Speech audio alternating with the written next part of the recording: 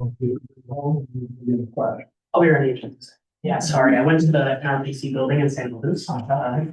Yeah. I got a little mixed up. Also, presentation, Sorry? PowerPoint. Your PowerPoint is here, yes, and I'll be ready to do that for you. Yeah, you can drive. You do your intro.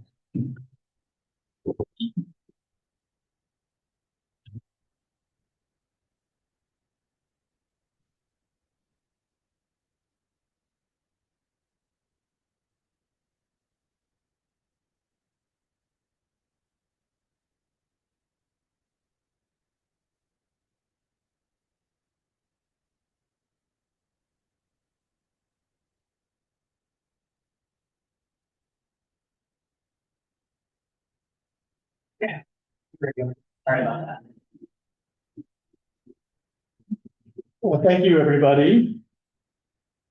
Good evening and welcome to this meeting that's happening on a very, very nice evening when you probably would rather be doing some things outside. And apologies to any of those of you who thought it was going to be starting at 6 o'clock. So my apologies for that.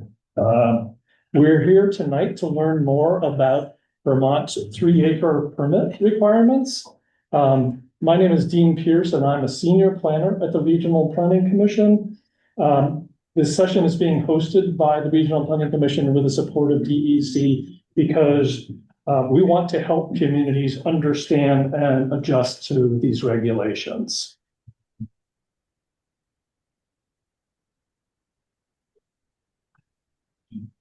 So the agenda for tonight is driven by 3 main things. The first is something called the general permit, and it applies to parcels that are 3 acres or more of impervious surface, or clusters of parcels that constitute more than 3 acres of impervious surface. That's roofs, parking lots, roads, and those areas generate runoff that require management. We'll be learning more about that from these gentlemen who are from the Department of Environmental Conservation. Stormwater runoff is responsible for a significant portion of the phosphorus load. That's the phosphorus that gets dissolved, carried to Lake Champlain. Restoring water quality is something that's required under the Vermont Clean Water Act. And because of that act, we are addressing situations like those that are covered by the 3-acre permit. The goal for today, we want to try to demystify the regulations for you. We want to try to clarify the application process, timelines, things like that, that these folks are expert. We will also perhaps learn a little bit about we will learn about a study that's looking at a mechanism called the stormwater utility, and that's a mechanism that could possibly provide a pathway for landowners to achieve compliance with the 3-acre requirements, possible. Those of you who signed in, thank you very much. We'll work on that list.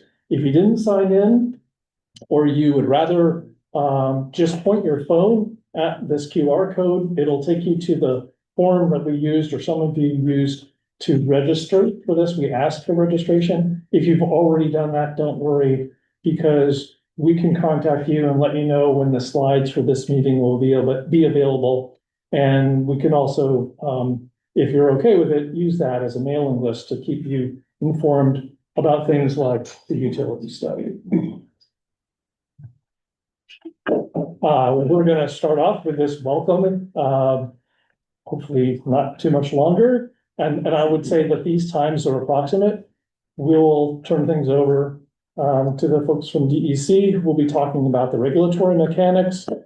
Then we'll move on to Catherine Dimitruk, the director of the Regional Planning Commission, who's going to be talking about her involvement in the committee. And the plan had been to then have Q&A. If someone has a really, really burning question, I'm not going to prevent people from asking those questions, but we thought for now we would hold them off until later. And for people who are watching online, Nora is monitoring the chat, and Nora, I will do my best to notice if there's someone who has a question that's post online. So I'm your moderator, again, Dean Pierce, I'm a senior planner.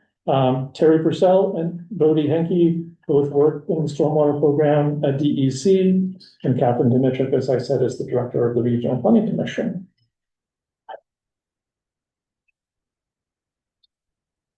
And this is probably the point where I'm handing things over to you. And so your slides start right there. And if you go first, Terry.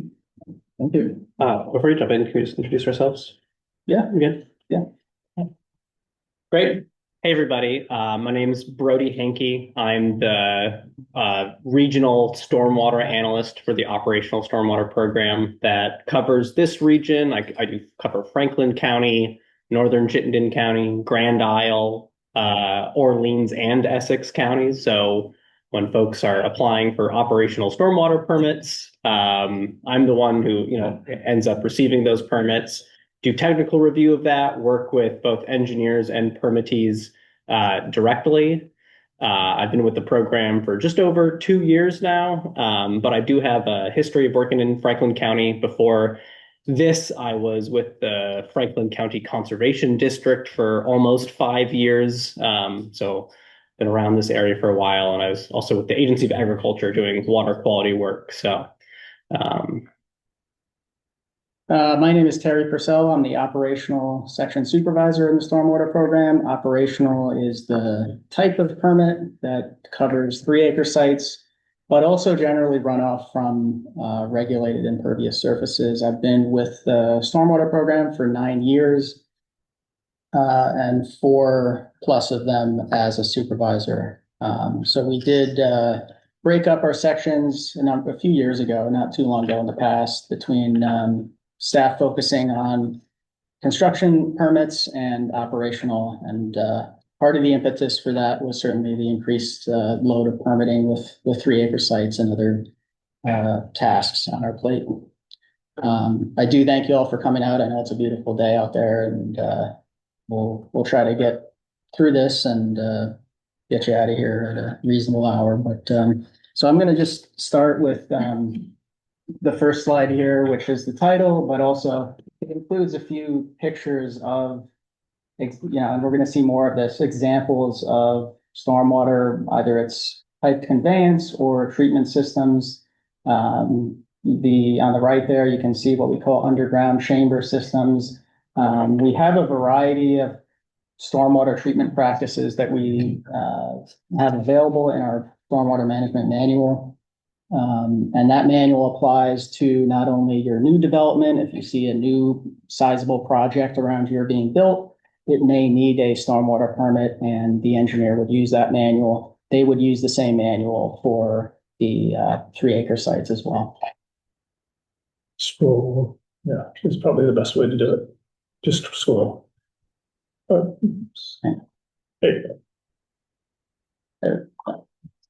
Okay, so I mentioned operational stormwater discharge permits. So operational permits are just the category of stormwater discharge permit that covers stormwater runoff from impervious surfaces. And, it covers, capturing, treating, and controlling the runoff prior to reaching receiving waters. And the purpose is really to prevent impacts from the impervious to receiving waters, or in some cases just to greatly minimize them to the maximum extent possible. So we have our general permit 39050, which most projects fall under, and then there are certain projects that might need an individual permit. So those are the two potential types of permits. If anybody's doing searches online, whether it's a title search or I would want to know what my permit number is, it would have either 9050 or INDS in it. The 9050 number is a little bit more recent. We had a general permit 39050 that became effective in 2020. Before that, some of you may recall, we had 9015, 90110, but it was sort of consolidated under that 9050 for our general permit. And what is a permit? When we say permit, what does that mean? It's essentially a legal agreement between property owners and the state regarding the discharge of stormwater runoff from that regulated impervious surface.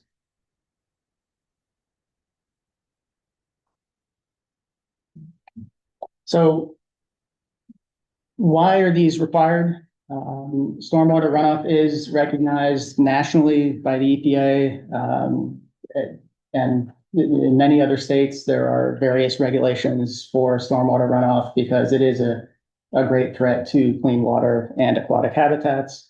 The Clean Water Act generally addressed your point discharges, what we call point discharges, meaning piped pollution from various sources. And then we now have significant problems from stormwater runoff that is in some ways more challenging to treat. There are just so many different sources of it. There is a strong link between the amount of impervious surface cover and the health of receiving waters. And the impacts are when it's not managed appropriately. And the point of this all is to not prevent building of impervious surfaces, which we do need. It is to manage the runoff from those surfaces adequately before it has these impacts. So they include lowering the potential for infiltration, increasing the volume of surface runoff, reducing groundwater recharge. We do rely on rainwater to replenish our groundwater. If the impervious surfaces are there, that's preventing that from happening. Altering the hydrology of streams and rivers, resulting in higher peak flows, increased sediment deposits, erosion of the bed, banks. And then what we're going to focus more on tonight is the water quality impacts, which include increased loads of pollutants. Those include nutrients, but also suspended solids, organic chemicals, heavy metals, bacteria, and various other pollutants that are carried in that runoff through the waters. Permitting authority. So we have in statute 10 BSA chapter 47, the two sections that primarily cover this are 1258 and 1264. And then we have our stormwater permitting rule, which is the chapter 22 rule. And these regulations require stormwater treatment systems built in accordance with our current 2017 Vermont Stormwater Management Manual. And then we've got our general permit and individual permits under which we issue specific permits for projects under that rubric.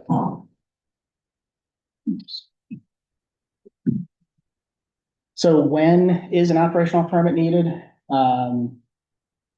And I will get to 3 acre very quickly, but this is just background to explain that our program does cover much more than just existing 3 acre sites. It certainly covers new development and redevelopment of a certain acreage of impervious surface as well.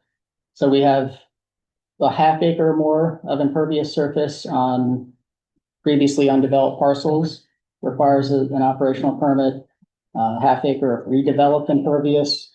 Redevelopment is not paving. It is not where you're converting a gravel surface to asphalt, if that's all you're doing on the surface. It does need to have substantial subsurface excavation. So we have a very specific definition of redevelopment. And so many of the typical activities you may see municipalities doing or private landowners doing would not qualify for that.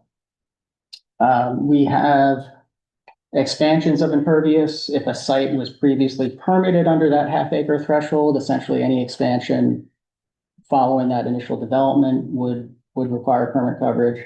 And then for other expansions, if the total resulting impervious is greater than or equal to 1 acre, and then we have this 5,000 square feet where in some cases, if you're building a very small area of impervious, you don't hit that 1 acre total resulting threshold, you could result in not actually needing a permit.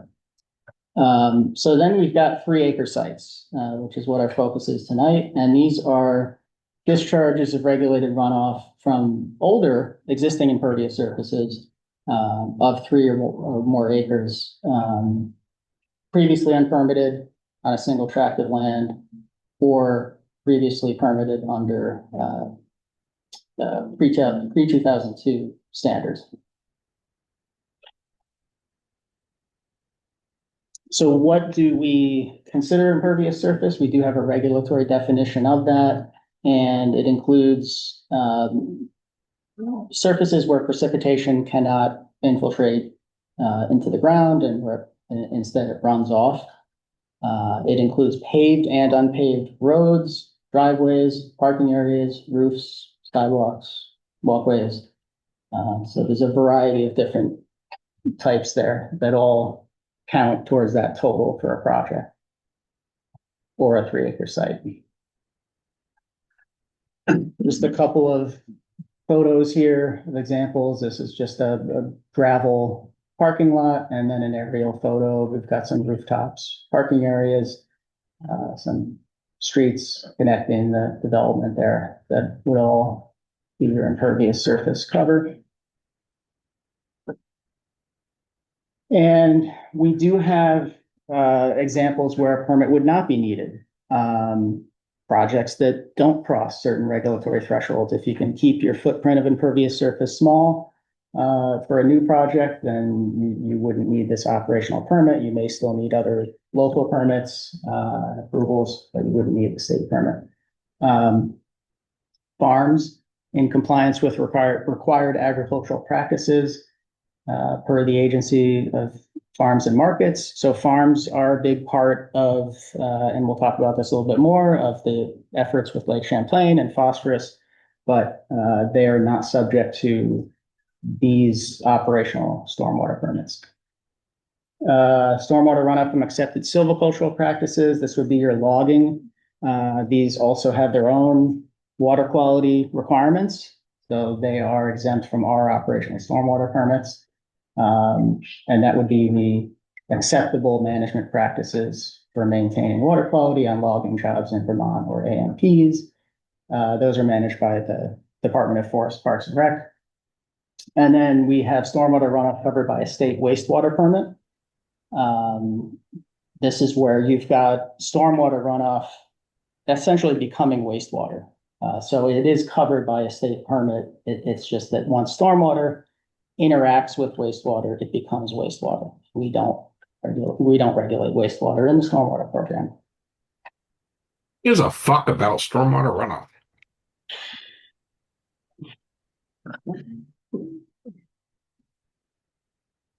I didn't quite understand what whoever was asking, but if you could put your questions in the chat, and then we could have Nora combine them for the question and answer session, unless it's burning.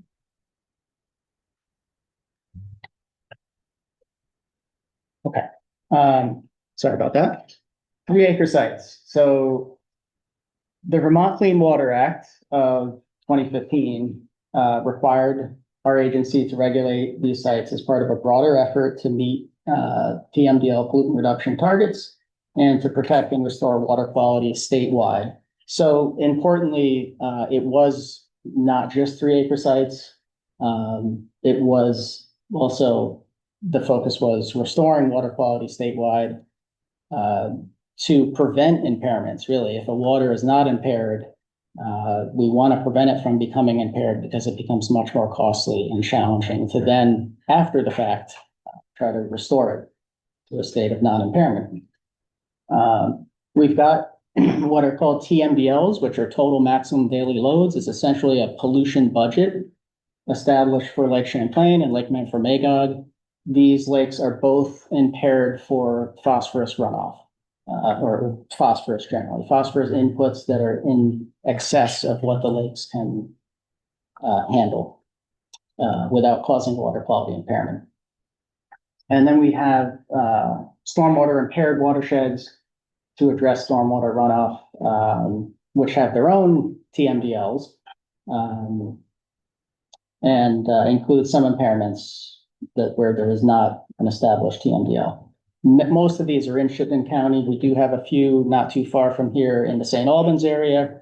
Rug Brook and Stevens Brook are two stormwater impaired waters in your area here. And those are really the only right in this particular county, I believe.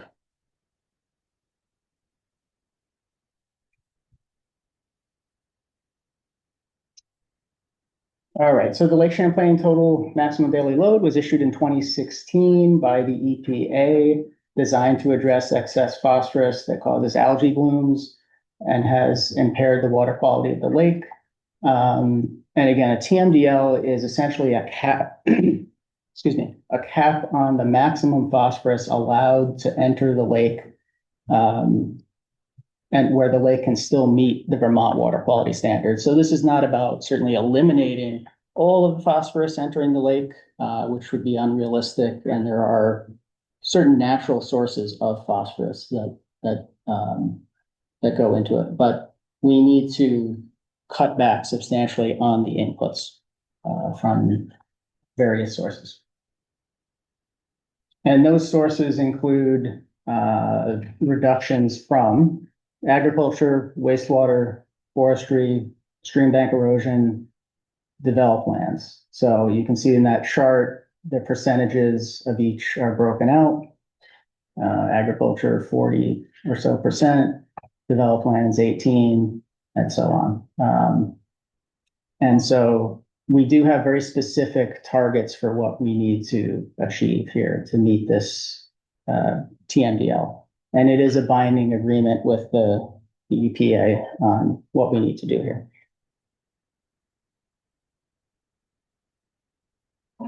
So TMDL implementation from developed lands, this includes the municipal roads general permit. It includes MS4 general permit requirements, which include phosphorus control plans. Those are certain municipalities that have higher population densities, tend to be more developed out. And then we have the TS4 general permit for state roads. And then finally, we've got the 3-acre permitting requirements.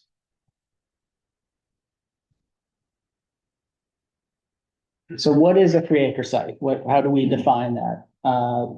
It's really a 3-part definition. The most straightforward and simple example is a single parcel that has 3 or more acres of impervious surface. If any portion of that impervious either never had an operational permit or had a permit that was pre-2002. And that, you may be wondering what I mean by 2002. Why do I keep referring to that? We had a substantial improvement in our Vermont stormwater treatment standards with our 2002 stormwater manual. So we divided, we create basically for the purpose of this 3-acre permit, we established that if you had a 2002 or post 2002 stormwater permit meeting the more modern standards, that impervious surface would not be subject to any upgrades. But if it was on a larger site and you had the pre-2002 permit, that would be in for the 3-acre. And then the second example would be a multi-lot project, such as a subdivision, an industrial park, that was permitted for 3 or more acres of impervious surface under an operational stormwater permit. And that would have needed to have been a pre-2002 operational permit. So again, something just built and permitted 10 years ago is not included here because it would already have had a more modern stormwater system and permit coverage for it. And then we have the less common example of adjacent or adjoining impervious surfaces to these first 2 examples, where you've got a campus, a resort, ski resorts, for example. You may have miscellaneous parcels that are clearly related in terms of the operation of what's going on. So that would just be a part of the overall 3-acre site. And this is limited to sites that met these criteria as of March 15th, 2019. That date is when our Chapter 22 stormwater rule came into effect. And so sites, essentially, if you expand your impervious now, you would likely need a permit if you meet the thresholds for that expanded impervious. But if you're just essentially becoming a 3-acre site in terms of your acreage in total, if you already had some impervious, you would not be becoming a 3-acre site. So this is just an example of where our office is, where most of us have our duty station for the state A&R and DEC offices, the National Life Building in Montpelier, which is a 3-acre site. There are approximately 670 of these sites in the Lake Champlain and Lake Memphremagog basins. We have the list of sites at that website that is linked there on the DEC website. There's also additional information for 3-acre sites on that site as well. Forgive me, how many? How many sites in the basins? 670. And that does change a little bit. You know, we get some that drop off, that maybe they can reduce their impervious, or we just, certain information comes to light that's not fixed permanently.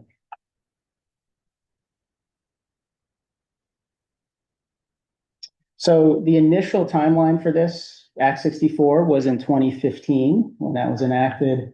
The stormwater permitting rule, then as a result of Act 64 requiring in statute that we establish rules for 3-acre sites, the rule then did so and set standards. And then following that, in December 2020, we had the General Permit 39050, which really laid out further detail. So the structure is really statute, rule, and general permit. Those are all 3 separate regulatory pieces of this. So the General Permit 39050 is not actually considered a rule. It is certainly a regulation, but the rule is what preceded it. The general permit, and all of our general permits generally have more detailed information compared to the rule or statute. So they're all sort of working in concert here.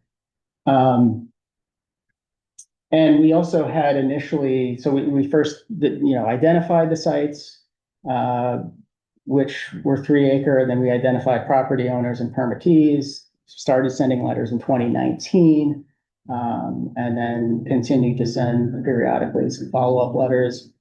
We did have what was called an initial NOI, which was a temporary permit, which enabled people to get into the door with a short-term permit. Didn't require much, just delineating your impervious area. And then following that 18-month period, the full application was due. So these initial deadlines have come and gone, and I'm going to cover that right away here in the following slides. You can see the application deadlines are in the past, but we did have some changes that we're going to get to.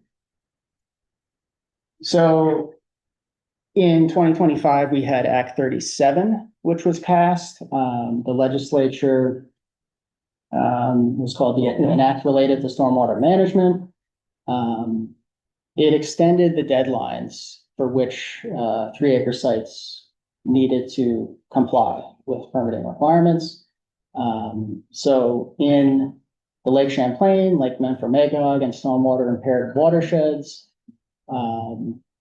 we have 2027, October 1st, for the permit application submittal due date. We've got October 1, 2028 for the permit attainment due date. And then the implementation date, regardless of when a site was permitted. So if sites came in early, got everything done in even 2022, 2021, doesn't matter when the permit was issued.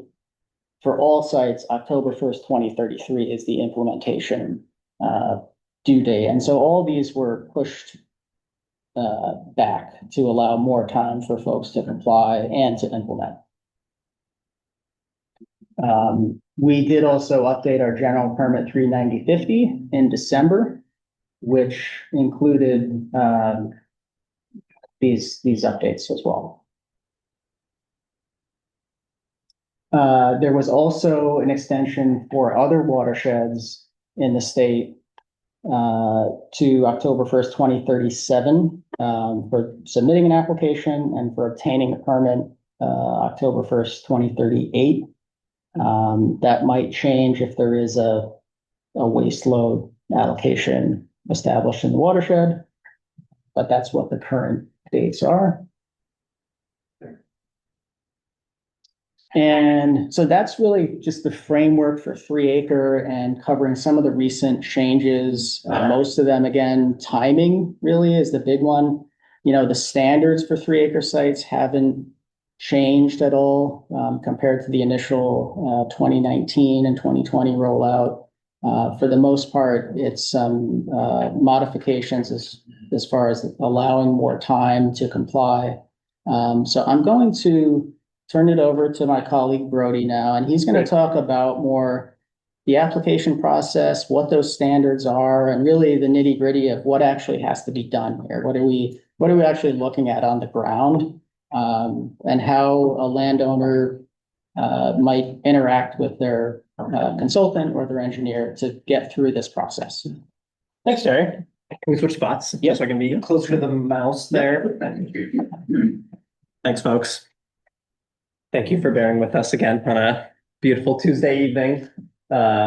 Exciting stuff, this stormwater permitting. Love it. Yeah, obtaining these stormwater permits. Terry kind of talked about like the legal background, the framework for why these permits are required. But they're not only are they an agreement between the state and a permittee, but they're also a technical document. We're kind of we're doing hydrologic sciences on a small scale when we're working with water quality and contaminants. So I'm just going to talk a little bit about that. So at the end of the day, clean water is what we want as the end result of this process. Stormwater treatment has changed throughout the past few decades. The state has been issuing stormwater permits going back to the 80s. But back then it was maybe more about just collecting the water and then just telling the state where you were going to pipe it into the nearby ditch. As science has progressed and engineering strategies for capturing and treating stormwater have improved, so have our rules and our standards and kind of expectations about what we can see out on the landscape. So all of these permits are based off of practices, stormwater treatment practices. There's many different kinds of ways to capture and treat stormwater, depending on the topography of your site, depending on the soils that are available, depending on how much impervious surface that you have, right? All of this is going to change what the strategy is going to be for that particular site. So in our modern, as Terry said, in 2017, we updated our stormwater management manual, which is kind of like the Bible that we use for keeping all these practices in one place, one reference point. And we have 3 different tiers for stormwater practices. And they're, tier 1 being the best, and then, tier 2 and tier 3. So in tier 1, these are infiltration practices. This is when we are trying to, right? By definition, impervious surfaces prevent rainwater from infiltrating directly into the ground. So these systems are designed to infiltrate that stormwater, right? So think about like a sandy, like a sand filter basin. There's a bunch of different kinds, but ultimately the goal for these is that we're actually going to be able to capture water or disperse it, across like a long, big grassy area. But these practices are going to allow that rainwater to get back into the ground. And that's good because not only does soil do a great job of filtering nutrients and contaminants and other things out of water, but it also provides a direct pathway to that water to get to the groundwater table, recharging our groundwater, and providing a much gentle path for that water to reach a surface water, whether it be a river or a lake, right? Our groundwater is connected to our surface waters. Tier two, sometimes the soils on a site just don't work out. Maybe there's not enough space for a big sand filter, or there's not enough large grassy, well-vegetated area for what we call a disconnection, which is where you're kind of dispersing stormwater out into a naturally vegetated area and allowing it to disperse and infiltrate that way. So this would be like an example of a tier two would be a gravel wetland. These are kind of like engineered practices that have, they're kind of not only are they sized to capture stormwater and hold on to it for a period of time, but there's also a material in there that's going to basically help filter and clean out that water. There's usually vegetation included in that as well. Gravel wetlands are something that we see all the time, right? In some of our heavier soil areas, or just where there's just not enough space for a big sand filter. Then tier three would be something like a big wet pond. You can just, this is like a big man-made pond in the ground. And while, this is something a lot of wet ponds got built in the 2000s or like 90s. And they do a great job of capturing and detaining water, but the level of treatment and water quality treatment that they provide is less so than a sand filter or a gravel wetland.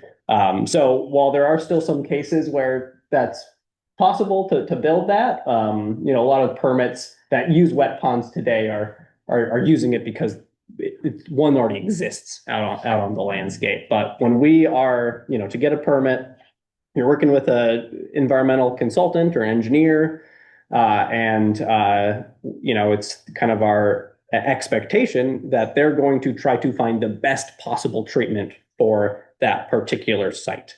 And they start with tier one, and then if that doesn't work, they go down to the subsequent tiers. So just some pictures of, again, big sandy filter, kind of a detention basin, right? You can imagine that holding a bunch of stormwater after a big rain event and then allowing that water to filter through into the ground. There are underground infiltration systems that can be built as well. You can see that on the right. Again, sometimes there's just not enough space up on the surface, or maybe the soil conditions aren't right. So there's underground filter practices as well. You've probably seen gravel wetlands out on the landscape. They're all over the place, next to parking lots. That's what they kind of look like, right? They're kind of shallow basins in the ground. There's material that gets imported when these things are being built that's going to help filter out water or filter nutrients, contaminants out of water. They're also usually vegetated. And then a tier three practice, right? Big wet pond there, right? So this is, when you see man-made ponds out on the landscape, especially if it's next to a big building or parking lot, and it's been there for a couple decades, it might be a wet pond that was built and permitted by the state at some point. Can you just explain what STP is? Oh, I'm sorry. Stormwater treatment practice. We love acronyms at the state. So yeah, STP, stormwater treatment practice. That's what we call these different things. And then there's also, we have a list of alternative treatment practices, right? As different, companies out there continue to innovate, trying to fit in more treatment into smaller spaces. We do allow people to use some of these alternative treatment practices. There's a pre-approval process with the state where we kind of, check to make sure that these things are going to be functional and effective. But there are things out there that sometimes are a good fit when there really is not a lot of space available. This is more optional and not necessarily something that we require anyone to do. So these 3 acre sites, right? So these are existing impervious surfaces that have been around for some time. Never received at least was never fully treated with a stormwater permit, and there's limitations. I've been as I review sites. Some when stormwater treatment wasn't really factored into the initial design of a project site. Sometimes there's literally no space available for stormwater treatment. The entire site has been paved over. There's a nearby wetland or something, some other natural resource. It's right on the lake. Sometimes there really is no treatment. So, we did factor that in. We don't require 3 acre sites or permittees to purchase additional land nearby. We don't require them to pump stormwater if the downslope part of the site is not, if you can't fit a practice into there. And we also certainly don't want people to be building around other sensitive natural resources. So we don't require people to construct projects in floodplains or in wetland or wetland buffers. There's other list of things that are not required, but I think we don't need to get into that. We have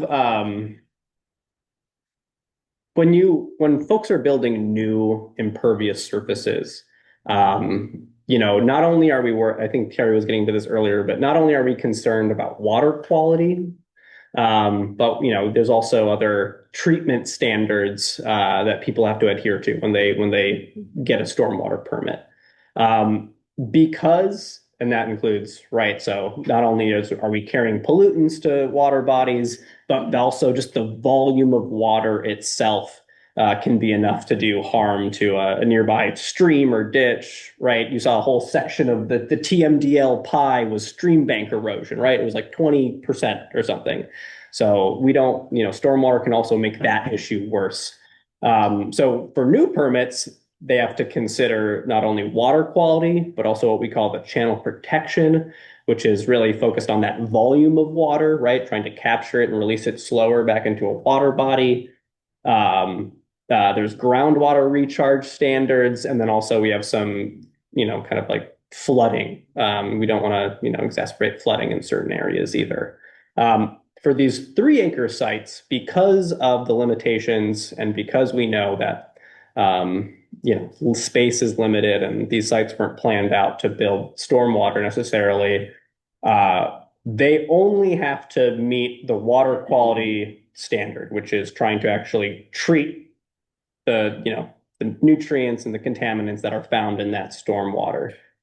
New projects, we have to meet 100% of that, what we call water quality volume. And a water quality volume is imagine if you have an acre of pavement, of an acre of parking lot.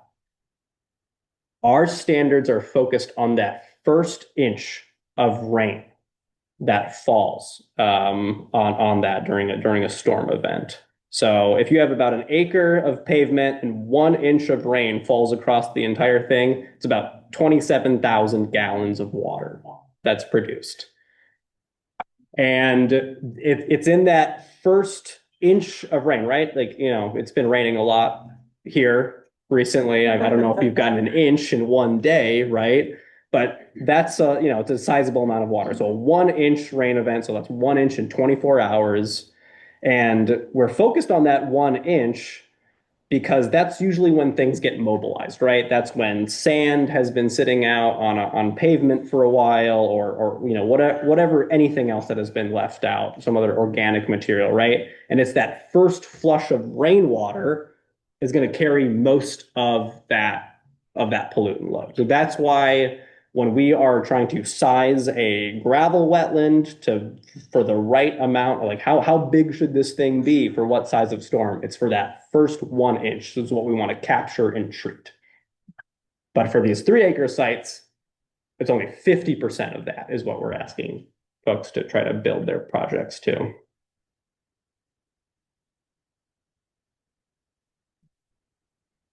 And I guess, sorry, I forgot. For stormwater impaired waters, for 3 acre sites, we do care about the channel protection standard, which is that not only is it that, first flush of sediment and nutrients that are being carried by that 1 inch of stormwater, but it's also that volume. And that's not for the 1 inch storm, that's for a 1 year, 24-hour storm. But so that's only if you're in a stormwater impaired watershed. So who must apply for these permits, right? So I'm sure in a lot of these 3 acre sites, it's not just one homeowner or maybe not just one business owner even. And sometimes it's a mixture of both, private impervious surfaces and public roads. So our permit, we have permittees that are the people who are, ultimately responsible for these stormwater permits. So sometimes we have co-permittee situations, right? So we not only have, like an HOA for some residential subdivision, but also the town of Swan is also, a party to a permit because there is a public road that goes through that, and that stormwater all intermingles and mixes together. So we do have, co-permittee situations.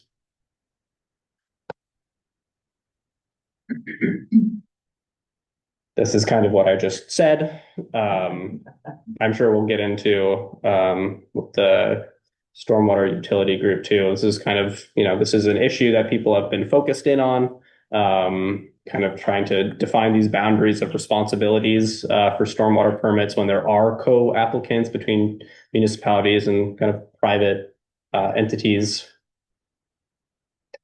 So the application process.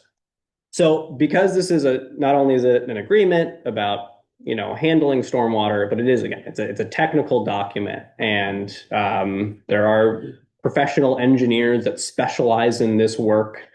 Many of the engineers in this region have been doing it for a very long time. Because we're calculating, volumes of stormwater and building things on the ground, dealing with things like soils and topography, professional engineers are required to submit a permit application.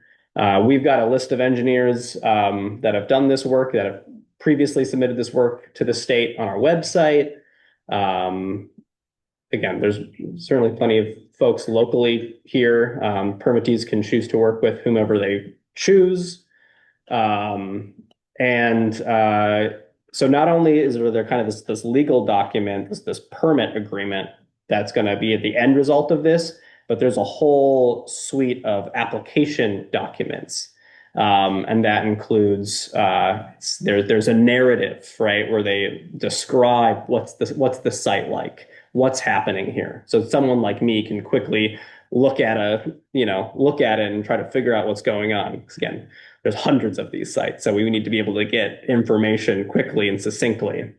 They submit plans, they design out, they calculate the amount of impervious, they try to find the best place to situate some of these STPs. They think of the available options.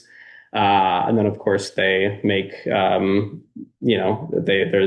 hydrologic modeling associated with this and some other attachments just to make sure that, we know that they're building these things to the right specs and they're going to be designed well and not built to fail. There's usually a back and forth between me and engineers as we're kind of talking and making sure that we kind of agree about agree about the design that's going to be working out for the site and that's going to meet our standards. And are site visits required? They're not required. But we do, there's Meaning if the engineer presents everything that you're saying, there may not be a necessary site visit? Yeah, not always. We certainly can, certainly make ourselves available if people ask. to do that, especially if there's an issue going on or something like that. And another part of this, I can maybe get a little bit ahead of myself too, but stormwater permits are made to be kept in perpetuity, right? As long as that impervious surface is going to exist, it's going to keep raining, and these features, they're supposed to be built to last and built to be maintained. But not only do our engineers designing the plans, but they're also they also include an operation maintenance plan. And it's a combination of responsibility of both the permittee we have like annual inspection requirements and that doesn't have to be done by an engineer. This is really like a permittee. Anyone can go see and go look at a infiltration basin and say, oh my God, this thing blew out, or it's full of leaf litter or sediment and it needs to be cleaned out or something like that. So we do put some of that responsibility on the permittee to make sure that their system is working. But then every 5 years, these systems need to be recertified. An engineer does need to go out and say, hey, this thing is still working. But Dave, certainly, I'd love to go out in the field more.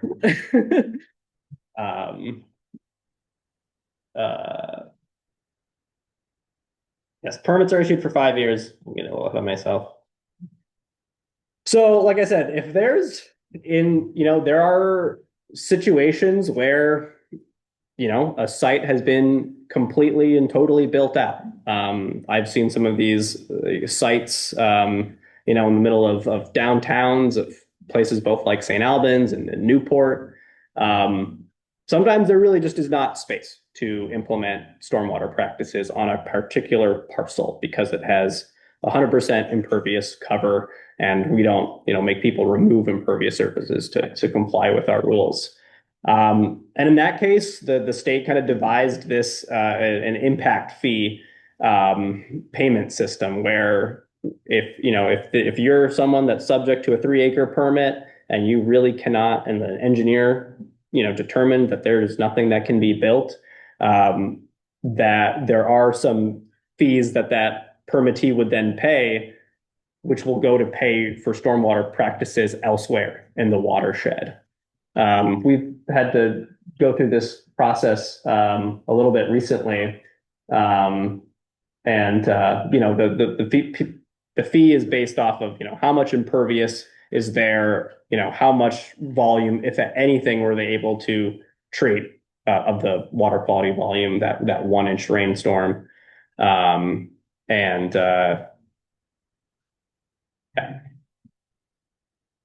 it's more applicable to kind of like in fully built out industrial sites, I would say, though. Question. Yeah. For example, if a development decides they're not going to do it, there's a 40-house development, they decide they're just not going to get involved. Would an impact fee be charged to them for not doing the project? That's a compliance issue. So that's a different scenario. So for an impact fee, we're still issuing a permit and we're considering that site to be in compliance as long as they went through the process and they submitted that engineering analysis and we agree. So that's not, the impact fee isn't really associated with non-compliance. What you're describing is if a group of homeowners just says, we're not going to do this, that's where we do have some enforcement mechanisms. We certainly try to achieve voluntary compliance before we would proceed to those enforcement measures, but. Yeah, that's a can of worms.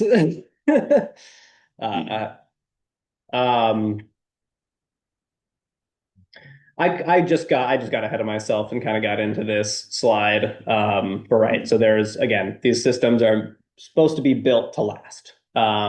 And to do that, they need to be maintained and inspected.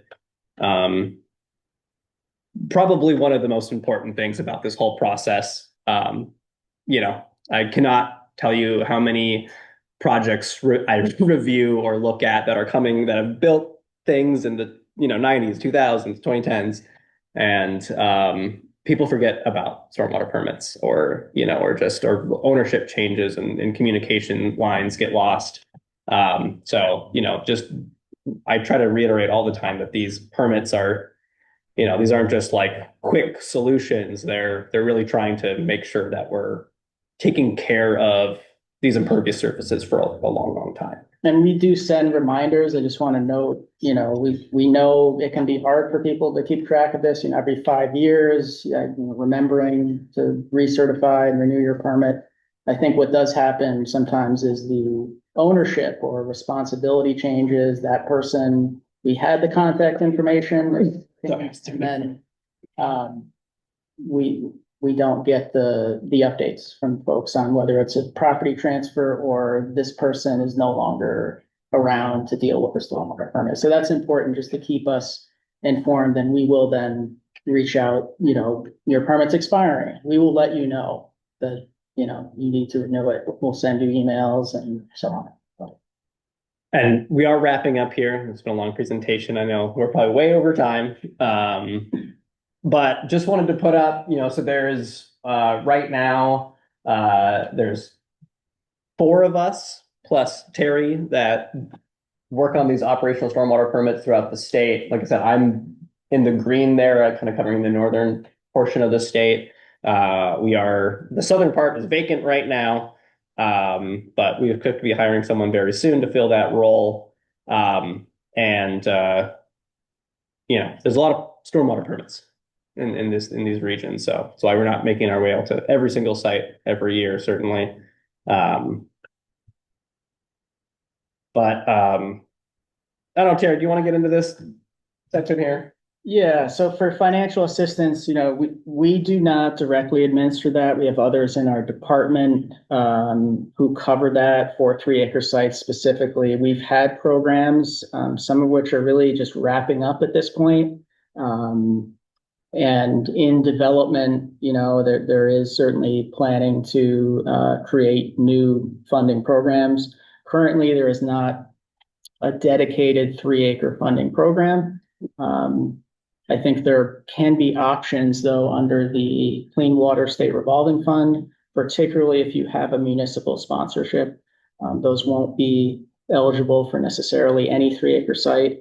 So it's not to say there aren't any options available now for those who are just getting into the permitting and facing costs. But we did have what was called the Permit Obtainment Assistance Program, which was really federal dollars that were under the American Rescue Plan Act. But again, that is really wrapping up this year. So there's going to be the need for another phase of funding, and it just has not rolled out quite yet. Question over here. I have a question. Yeah. You've got a proposed development going in here in town. Yeah. How do we know the contractor has applied for wastewater permits? Sort of stormwater, you mean? Stormwater permits, you mean? Yeah, stormwater. Yeah. So it's not just the general contractor that's responsible for applying for the permit. It's the owner of the property. And trying to figure out if a stormwater permit is required. I would say either go to our website and kind of look at those, or give me a call or email me. Is kind of the best way to figure out if a permit is required or not. And again, it depends on how much you're building and then how much is existing on the 10 acres, multi houses. Oh, 10 acres? Buildings. Yeah, Paved that roads. probably that probably does need and then also, so we are the operational group. There's also the municipal roads, and then also some municipalities of certain size also have the TS4. MS4, sorry. So there's no audit process to make sure this is built according to the standard? That's the engineer submits a engineer's certificate of compliance at the end of the permitting process. So it's really the engineer usually it's the engineer that designed the project is the one that does a final walkthrough and make sure that it was built to their intended specifications. Are all the municipality development review boards familiar with these requirements and in the review of a proposed development? I guess, Generally, what happens is that at the local level, they're telling the applicant, we are approving maybe if a local permit is needed or approval, but it is then their responsibility to get any other permits. So the local permit isn't just exempting them. So that would be the messaging typically. So it would be their due diligence to know. And if they don't know, that's why we're here, Yeah, right? We can tell them, you know, give us information on your project and we'll tell you the permit. yeah, that is what I'm saying. You folks, sorry, and No, I kind of went off the rails anyway, so, you folks talked about TMDLs yep, and the amount that is in the lake and, you know, is not good. sure. Are you folks talking with our friends across the lake? Because the west wind blows and if they're not doing. Oh, New York. New York? Yeah. Yeah, so New York is certainly not off the hook here. I think the level of contribution is, the sources are different, the watershed is different. And Vermont is unquestionably contributing more, but there have been certainly discussions and a look at what we need to do collectively across both states to get the lake into good shape. So it's not, New York is not being ignored. Right. Yeah. Yeah, you ever feel like doing some light reading? The TMDL is available online, and they definitely do get into the, you know, the New York side back when it was back when when all that modeling was being done, trying to figure out, well, how much phosphorus is coming from each sector, right? Some rough math got done. And they did kind of talk about both the Quebec and the New York portion too. Yep. At what point do they figure out the tier, when they test the water on the runout? To what, you had three different. Yeah, so we actually, I think there's maybe two questions there. So, Yeah. So when an engineer, you know, it's really deciding which stormwater treatment practice is going to be best fit for a particular site. You know, that's kind of one of the first things an engineer will do. And again, it's based off of how much green space is available. What's the soil like? Is it sandy soil that's going to infiltrate water really well, or is it, you know, is it clay and it's not going to infiltrate as well? So the tier is based off of whether it, you know, infiltrates, doesn't infiltrate, or just Knock down. tier 3. I just think of wet pond. Well, is there something I can show you? Maybe afterwards. Okay, Would that be okay? yeah. But Anybody can watch, see this too.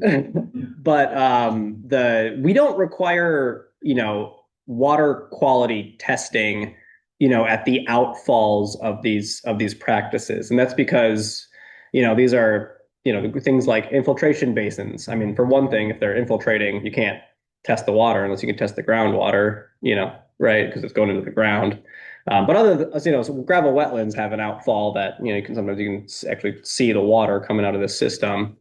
But we don't require water quality testing. Well, one, because it's very expensive and time consuming.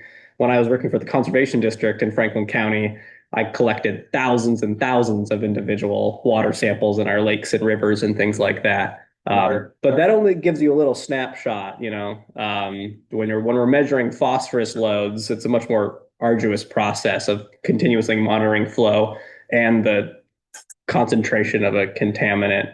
But we kind of, these practices that we approve of in our manual, you know, these have been tested by, you know, universities and other folks, and, you know, they're being built all over the country, and we kind of have an expected performance. You know, we kind of know that they're going to work to a certain extent. Well, our concerns is we had two different developments, plus a whole bunch of houses all the way down.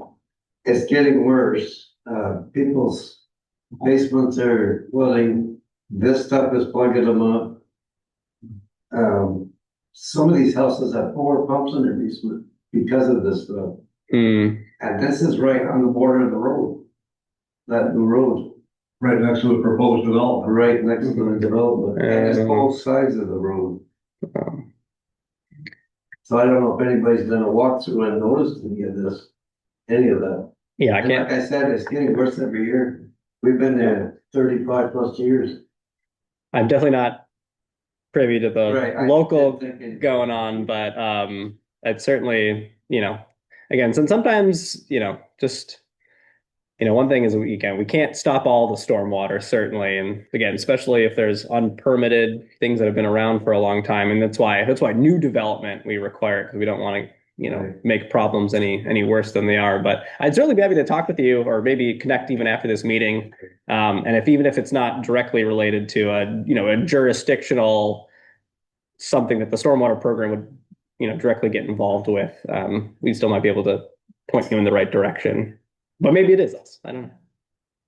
So we had originally Sorry. anticipated, no, you're fine.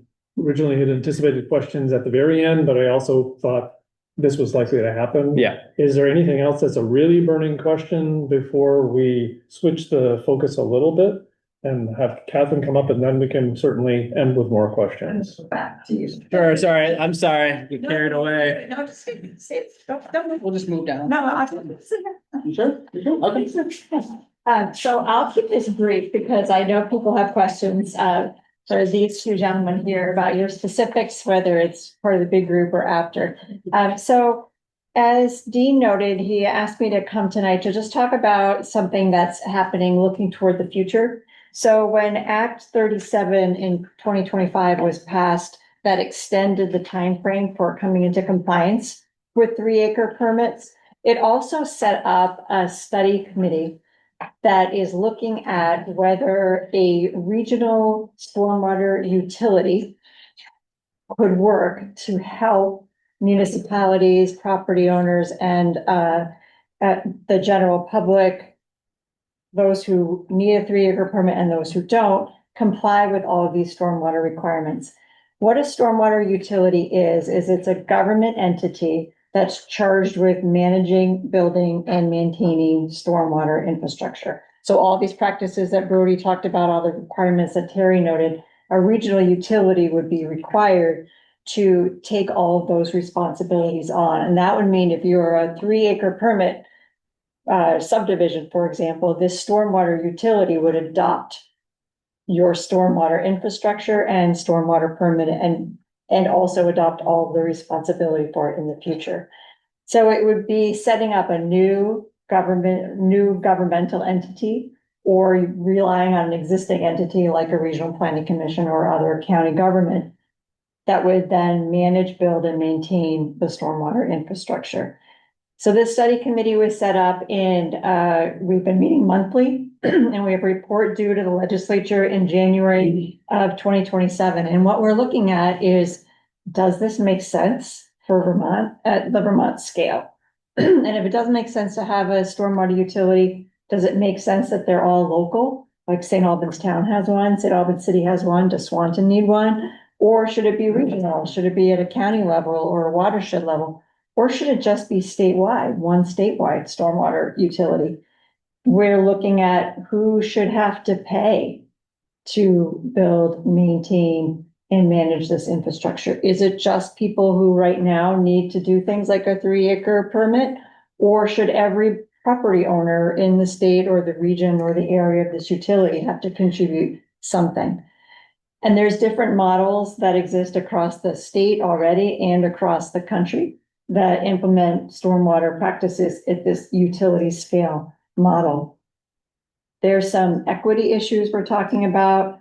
We're looking at 4 different scenarios that we're examining as part of this final report. One is just the status quo, like let's do nothing and just leave the current systems in place, and how is that going to work in the future? And then balanced against that, is there a regional utility that would make sense for some or all parts of the state of Vermont? Could something be set up within that framework that would allow some trading of phosphorus? Like if a 3-acre permit requirement is super expensive to meet, but you can do this other practice over here and reduce the same amount of phosphorus, can you do a little trading back and forth? And can the stormwater utility make that happen? And then we're also looking at whether these regional utilities could take on more than just the 3-acre permits, but also all of the stormwater management and all of the phosphorus reduction requirements within the area that it serves. And then Does that finally, require all municipalities? and that's the other question. Is it mandatory or is it voluntary? Yeah. And so these are the questions that we're all trying to mull in our once a month meetings with a tremendous amount of staff support from their colleagues at Department of Environmental Conservation. And I expect that our final report will have a mix of recommendations for the legislature to consider, and it's almost positive that any change like this would require some sort of legislative action. So our group is only going to be making recommendations to the state legislature for their At this consideration. point in your efforts, have you evaluated if other states have implemented these types of utilities? There are other places that have done it. I'm not aware of any states that have done it on a statewide basis, but there are definitely municipal efforts, there are county efforts, there are basin efforts, like Chesapeake Bay has something similar. To sizable scale. Yes, yeah. Interesting. Yeah, so some of them that are already in existence in sub-state levels across the country are almost the size of the state of Vermont. So Right. it's interesting to look at the scale and the capacity and the need in terms of the total phosphorus or other pollutants that need to be reduced. When do you expect your report to be complete? It's required to be done by January 15th of 2027. I expect we'll have a draft more toward the end of 26. And there is a website that Dean that's on there. Did I have the website in my slides from the? Well, we'll make sure when you get the follow-up information that the website where you can follow along to all and get all the materials. My name's on that. Does that mean I'm registered? If you did that? Yeah. Yeah, you're all Okay. Thank you. You're welcome. Very interesting. Sure. I'm good. I'm keeping it brief because I know thank there are you. lots of I'm questions sorry. for these two. No, it took a long time. Well, I was thinking that this is a really complicated topic to wrap one's head around, and I've been doing this kind of stuff for a while. So for you sitting in the audience who are lay people, I can only imagine how much of a challenge it is. So there must be more questions. So who's got the next one? Yeah, and also I just wanted to say I'm gonna just put my little card up here. If you wanna come grab it and call me and email me afterwards. Good. So development that we live in, we've got severe groundwater issues to the point where, again, some houses have 4 pumps going. With the amount of water runoff and the amount of water that's coming in from the wetlands behind the development, is that going to be taken into account? Or would that be taken into account? I mean, it's just, Yeah, I mean, our permit, again, like I said, our permits are, the practices are, and, again, this is like a good question for an engineer, especially someone who is a licensed engineer, knows what they're talking about. Excuse me, are you in Jones Court? Yes, sir. Yeah, okay, and they have an improved design, right? So you have an improved design, it's just that it hasn't been fully processed. I'm just trying to connect the dots here, because I'm kind of feeling like Yeah, I haven't you've got a seen design the that would have already been. I haven't seen the approved design, so Did you get the letter that just went out 2 weeks ago? 2 weeks ago for this meeting, Yes, yes. Is it on the back page? I think there was a copy. So I will look at the back page. You can reach out to Brodie, though, he will. I also, another thing too, all this stormwater permit information is readily and easily accessible public information. When anyone submits a stormwater permit to the state, anyone can ask for that information, right? This is public information, readily available. We have, we got 3 decades of stormwater permitting history in our files, and people can email me and ask for any plan, from any site, and I'll email to them. Yeah, I take a stab at Sure. Like, I think maybe there's high groundwater here, wetlands. Those are certainly factors that can impact a stormwater design without question, in terms of the tier selection, in terms of you do not have to construct stormwater treatment in wetlands or wetland buffers. Those are regulated areas, protected. So Yes, I think any engineer would take a look at things like that in deciding what is feasible and then selecting what's the fit here that will work and be effective for this situation.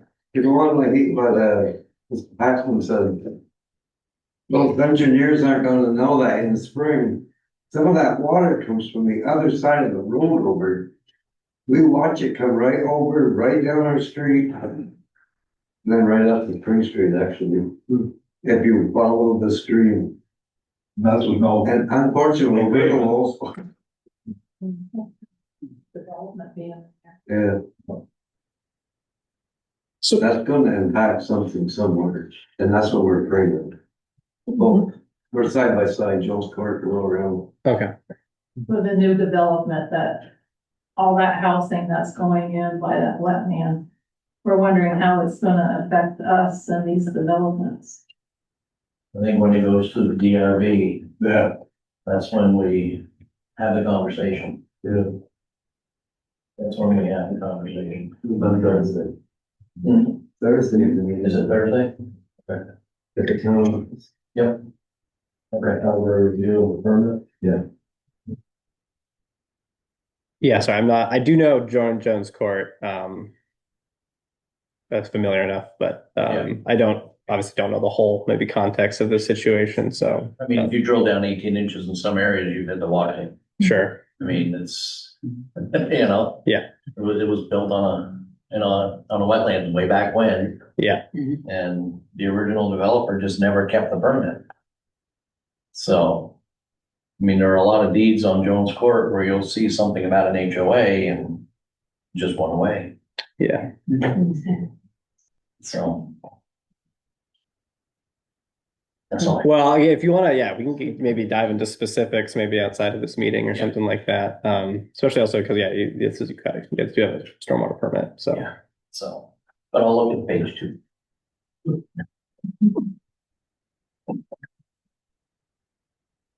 any other questions? Are there any questions online? I don't see anything signaling it yet, but maybe with a little encouragement.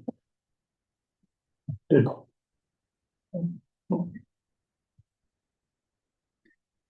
Still some sunlight, so maybe, still some sunlight. Alley's a creamy standard. So that's my most important question. 12 minutes.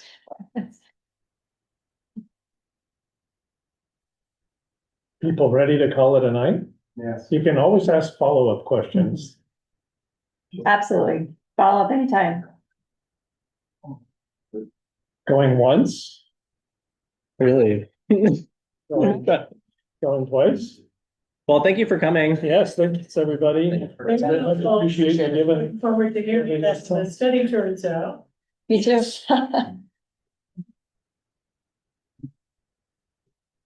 Thanks, everybody. All right. Appreciate you spending time with us tonight. Thank you.